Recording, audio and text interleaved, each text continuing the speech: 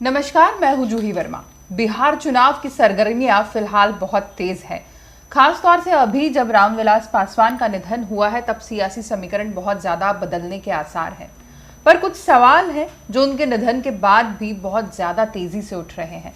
अभी कुछ दिन पहले के अगर आप बिहार के मुख्यमंत्री नीतीश कुमार के बयान सुनेंगे तो आपको याद होगा उन्होंने रामविलास पासवान जी की सेहत की फिक्र जताई थी जब रामविलास पासवान इस दुनिया में थे।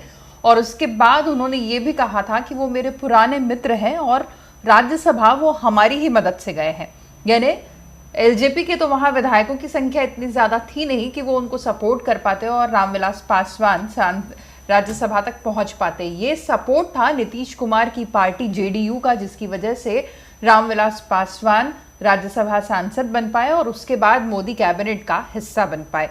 चिराग पासवान को कुछ बातें याद दिलाने के लिए नीतीश कुमार ने ये बात कही थी, पर इनकी सच्चाई क्या है? क्या नीतीश कुमार ये नहीं चाहते थे कि रामविलास पासवान राज्यसभा जाए और बहुत मान मनोबल के बाद उनकी पार्टी को उन्होंने ये निर्देश दिए कि ठीक है, सबको रामविलास पासवान के फेवर में वोट करना है? क्या नीतीश कुमार ये भी नहीं चाहते थे कि एलजेपी के जो 2-3 विधायक गिनती के पहुंचे हैं वो भी नीतीश कैबिनेट में शामिल हो पाए, मंत्री बन पाए? क्या ये सब इच्छा नहीं थी नीतीश कुमार की?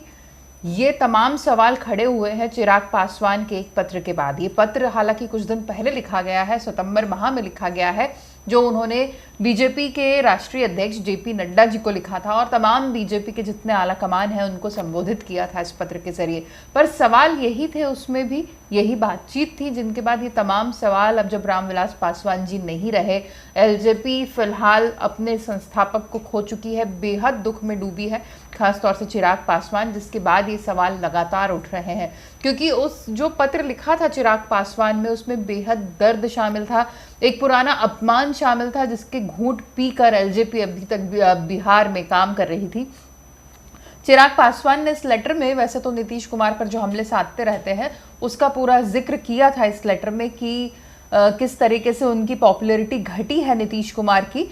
चिराग पासवान ने साफ लिखा कि एक तरफ तो पीएम मोदी की पॉपुलैरिटी पूरे देश में बढ़ रही है, पीएम मोदी लोक नेता बन चुके हैं, लेकिन नीतीश की जो प्रसिद्धि है, जो एक्सेप्टेंस है, वो घट रहा है बिहार में। इसलिए अगर नीतीश के चेहरे पर चुनाव होता है तो संभवतः एनडीए को नुकसान होगा। सिर्फ इतना ही नहीं, चिराग ने इस लेटर में ये भी दावा किया था कि बीजेपी के ही बहुत से नेता हैं जो नहीं चाहते कि नीतीश कुमार फिर से सीएम बने या उनके नेतृत्व में चुनाव लड़ा जाए। खैर, इन सब असंतोष को दरकिनार करते हुए बीजेपी ने यह साफ कर दिया है कि अब जो चुनाव होंगे उसका चेहरा, एनडीए का चेहरा नीतीश कुमार ही होगा, जिसके बाद एलजेपी गठबंधन से अलग हो चुकी है। पर इसमें एक लाइन जो चिराग ने लिखी थी वो बेहद दुखी दिखाने वाली थी और बेहद डराने वाली थी कि ये जितने तेवर बदले हैं चिराग पासवान के, वो यूं ही नहीं है।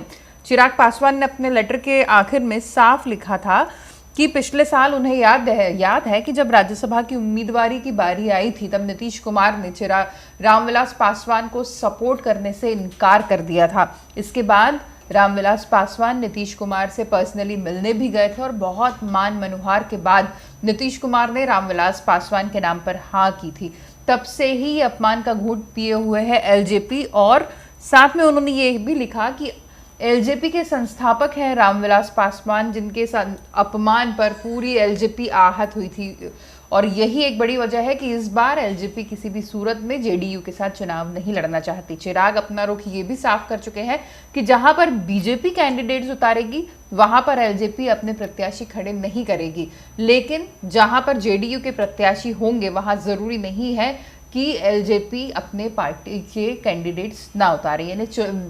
यानी चुनाव तो बहुत रोचक हो ही चुका है, पर रामविलास पासवान के निधन के बाद इस बहुत बड़े खुलासे से जरूर एलजेपी के और चिराग के फॉलोअर्स एक बार फिर निराश और दुखी जरूर हुए होंगे।